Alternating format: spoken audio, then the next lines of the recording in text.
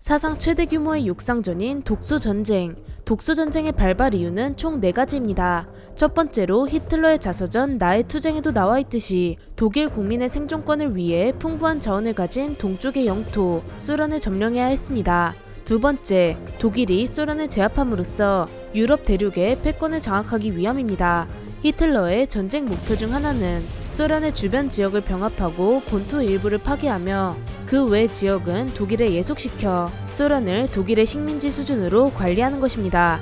셋째, 나치즘과 볼셰비즘의 이데올로기적 대립 때문입니다. 세계에는 볼셰비즘과 같은 공산주의 사상이 날이 갈수록 퍼지고 있었는데요.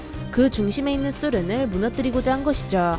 히틀러는 비공식적으로 유대인과 볼셰비즘을 영원한 주적으로 간주한다고 밝혔습니다. 마지막으로 팽창하는 소련의 군사력 때문입니다. 피해 숙청 이후 벌어진 소련과 핀란드 간의 전쟁에서 소련의 열악한 군대 상태가 드러났습니다. 그렇기에 스탈린은 군대를 증설시키기로 마음먹었죠.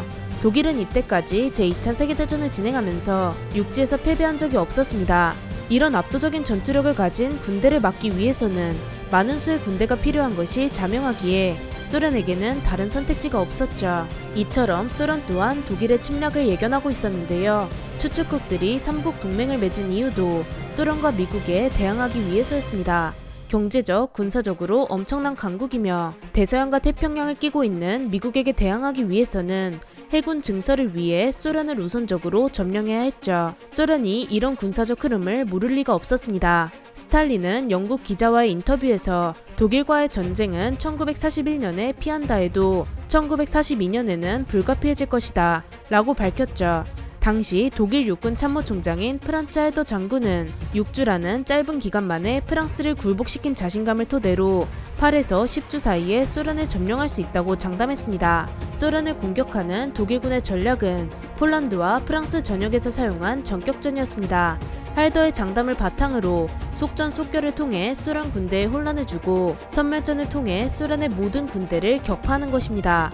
하지만 히틀러와 육군 총사령부는 독일의 군대가 단기간에 소련의 모든 영토를 점령할 수 없다고 판단했습니다. 그렇기에 소련의 전략적 요충지인 민스크, 키예프, 레닌그라드, 스탈린그라드, 마지막으로 모스크바를 우선적으로 점령하여 소련의 경제활동을 멈추려는 전략을 세웁니다. 이렇게 만들어진 작전이 바로 바르바로사 작전입니다. 독일의 조상으로 여겨지는 신성 로마 제국의 프리드리히 1세의 별명에서 따온 이름이죠. 독일은 총 3개의 집단군을 형성해 전투에 나섭니다. 가장 먼저 북쪽에 있는 북부 집단군은 레프 장군의 지휘관으로 동프 러시아에서 집결해 프스코프와 레닌그라드를 향해 공격에 나섭니다. 그리고 3개의 집단군 중 가장 강력한 중부 집단군에는 기갑 집단을 배정받게 됩니다. 프랑스와의 전쟁에서 기갑부대의 압도적인 전투력을 확인한 독일은 기존 기갑부대의 최대 규모인 기갑 군단을 한층 더 높여 기갑 집단으로 증설합니다. 기갑 집단은 3개의 기갑 군단이 모여 만들어진 것으로 소련 공격 전까지 총 4개의 기갑 집단이 만들어집니다. 이렇게 만들어진 4개의 기갑 집단 중 중부 집단군이 2개의 기갑 집단을 배정받으면서 독소 전쟁 중 가장 중요한 임무인 바르샤바에서 민스크, 스몰렌스크를 거치며 모스크바로 향하는 막중한 임무가 부여됩니다.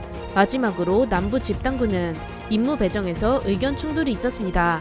히틀러는 곡물과 석유가 풍부한 지역인 우크라이나 카카스를 경유한 뒤 중부 집단군과 합류해 모스크바 공격을 하자는 의견이었습니다. 반면 육군 총사령부는 소련과의 전쟁을 속전속결로 이기기 위해 남방의 풍부한 자원지대를 공격하는 것 대신 중부 집단군과 같이 모스크바를 공격해 전쟁을 끝내야 한다고 주장했습니다. 이런 육군 총사령부와 히틀러의 의견 싸움에서 히틀러는 그의 특기인 주제와 관련 없는 수치를 상대에게 물어 곤혹에 빠지게 하는 대화 방식으로 결국 논쟁에서 승리하게 되죠. 사실 히틀러의 의견은 정말 개인적인 목표인 스탈린그라드를 거치기 위함이었으며 이것이 나중에 굉장히 큰 사건으로 번집니다. 독일은 소련 원정의 육군 4분의 3에 해당하는 119개 사단과 공군 3분의 2에 해당하는 2,500대의 항공기를 이용하기로 결정합니다. 이런 독일군의 전쟁 준비 과정에서 가장 흥미로운 점은 전쟁에서 승리하기 위해 꼭 필요한 것이 없다는 것인데요. 그것은 바로 예비 부대입니다. 예비 부대는 최전선에 있는 부대가 젖먹던 힘까지 모두 사용해 공격을 막은 이후 바통을 이어받아 전선에 있는 적을 공격하는 역할입니다. 즉 예비부대를 준비하지 않은 독일의 행동은 정말 소련과의 전쟁을 속전속결로 끝내겠다는 것이죠. 처음으로 군대 참모 제도를 도입한 프로이센의 몰트케 장군은 전쟁이 계획대로 진행될 거라 생각하는 지휘관은 멍청하다 라는 말을 했습니다. 독일군의 소련 공격 계획에는 플랜 B 따위 없었습니다. 프랑스와의 전쟁에서 생긴 자신감으로 무조건 자신들의 계획대로 진행될 것이라 생각했죠.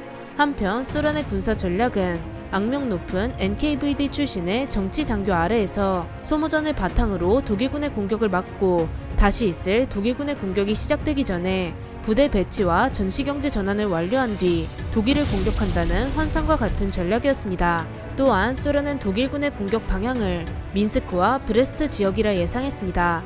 이런 예상을 바탕으로 브레스트 지역에 군대를 배치해 독일군을 막아내려는 계획을 세웁니다. 그런데 이때 예기치 못한 문제가 발생합니다. 바로 최종 결정자인 스탈린이 그 주인공인데요. 스탈린은 본인 스스로 독일과의 전쟁은 일어날 수밖에 없다고 말했지만 그 시기가 1941년이라고는 생각하지 못했습니다. 그렇기에 스탈린은 내부와 외부로부터 도착한 독일군의 공격이 임박했다는 정보를 모두 묵살시킵니다. 시간이 흐르면서 소련의 국경선에 독일군이 많아지고 두 국가의 우호적인 분위기는 천천히 적대적인 분위기로 바뀌어갑니다. 그러면서 소련 공격을 알리는 정보 또한 생기지만 스탈린은 히틀러가 불가침 조약을 지킬 거라면서 이 또한 무시하게 됩니다. 또한 국경선에 군대를 배치하는 히틀러를 달래기 위해 광적으로 노력했습니다. 소련의 외무상 몰로토프를 독일로 보내면서 왜 국경선에 군대를 배치하는지 독일이 가진 불만이 무엇인지 알아내기 위해 노력했습니다. 하지만 스탈린이 얻은 결과는 없었고 두 국가의 관계는 지속적으로 악화되었죠. 한편 주코프 장군은 티모셴코 장군의 후임으로 소련의 육군 참모총장이 됩니다. 주코프 장군은 승리를 위해서는 막대한 인명피해가 수반된다 하더라도 굴하지 않으며 강인하고 자기 주장을 굽히지 않는 성격의 소유자입니다. 또한 주코프 장군은 부사관 출신으로 혁명을 통해 고위 장교로 올라간 사람이죠. 전투적인 성격이 강한 주코프 장군은 책상에 앉아 부대를 통솔하는 참모 장교가 아닌 현장에서 부대를 전투 지휘하는 야전 지휘관을 선호했습니다. 그렇기에 주코프 장군은 참모총장으로 임명된 것에 불만을 가졌죠. 주코프는 스탈린과 달리 독일군의 공격이 임박했다고 생각하며 스탈린에게 대규모 동원과 방어 태세가 필요하다고 말합니다.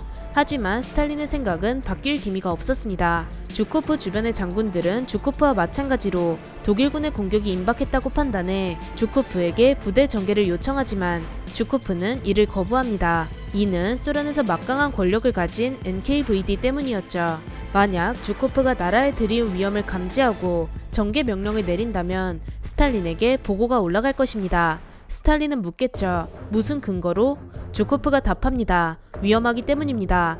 스탈린은 이 말을 듣고 NKVD의 총수인 베리아를 불러 주코프를 지하실로 데려가 라고 명령할 것입니다. 이 정도로 스탈린과 그의 숙청을 전담하는 NKVD는 합리성, 이성, 자비 따위 없는 두려운 존재였습니다.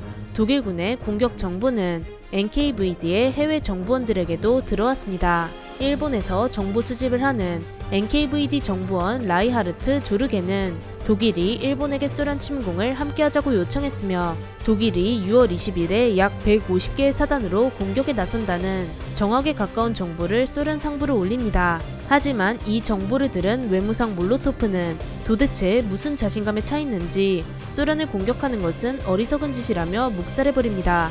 또한 영국 정보부도 독일군의 암호 해석을 바탕으로 독일의 소련 공격을 스탈린에게 알리지만 윈스턴 처칠의 강교한 속임수라며 무시합니다.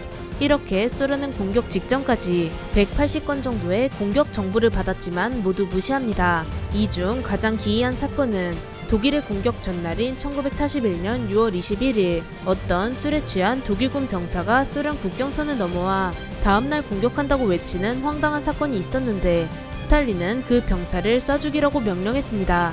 역정보라 생각한 것이죠. 스탈린의 그 누구도 믿지 않는 성격이 나온 것입니다. 이쯤 되면 스탈린의 기이한 행동에 의문이 생기는데요. 하지만 이런 스탈린의 행동에도 어느 정도 합리적인 부분이 있었습니다. 바로 소련이 독일보다 대군을 가졌다는 것과 소련의 길게 뻗은 국경선 때문에 독일의 선제 공격은 없을 거라 예상했습니다. 또한 스탈린은 공격과 방어가 최소한 2대1의 수적 우위가 있어야 한다고 생각했기에 독일의 공격을 더더욱 의심하지 않은 것이죠. 마지막으로 히틀러의 공격 시기입니다. 히틀러의 공격 예정일인 6월 22일은 소련의 여름이 시작되기 고작 몇 주 전으로 아직 추운 시기입니다. 즉 공격하기 좋은 따뜻한 기간을 몇 주 안 남기고 공격을 감행할 리가 없을 것이라 판단했습니다. 이처럼 소련의 장군들은 공격에 임박한 독일로부터 소련을 지키기 위해 동분서주하고 있었지만 막상 최종 결정자인 스탈린은 아무 대비를 하지 않았습니다. 스탈린이 한 유일한 행동은 공격 정보를 묵살하는 일과 공격 전날인 6월 21일 모스크바 항공 방위대를 경계 상태에 놓은 것이 전부입니다. 이제 소련 침공 작전인 바르바로사 작전 실행만이 남았습니다. 과연 스탈린의 지도자로 둔 소련의 미래는 어떻게 될까요? 히틀러는 과연 오랜 숙명을 이룰 수 있을까요?